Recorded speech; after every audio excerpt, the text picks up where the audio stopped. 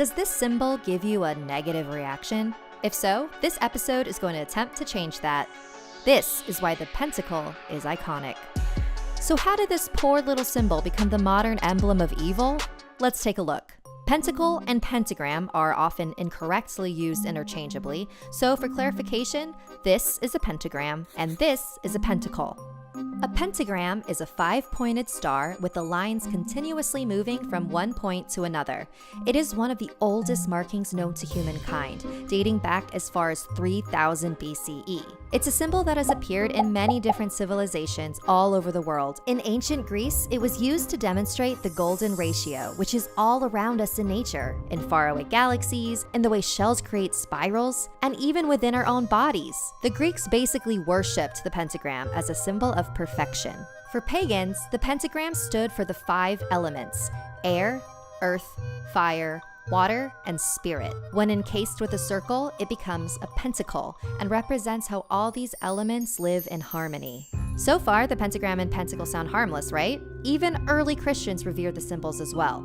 Oh yeah, this supposedly demonic emblem was a prominent symbol of the Catholic Church for the first 500 years after Jesus' death. It could be drawn in one continuous movement of the pen, representing that Alpha and Omega are one. It adorned Christian jewelry, amulets, and battle attire and was used as a protective symbol, representing Jesus himself with his 5 wounds. Then, in 1855, a French Catholic deacon by the name of Alphonse Louis Constant was kicked out of the church for his interest in magic. He changed his name to Eliphas Levi and wrote many books on the occult. In Transcendental Magic, he wrote, "A reverse pentagram with 2 points projecting upwards is a symbol of evil and attracts sinister forces. If an upward pointing pentagram represented the divine above all other elements, then a downward pointing one emphasized earth over the divine. This was the first documented time an inverted pentagram was linked to evil." But it wasn't until the mid-20th century when the general public became truly afraid of it. In 1966, Anton LaVey established the Church of Satan. Contrary to popular belief,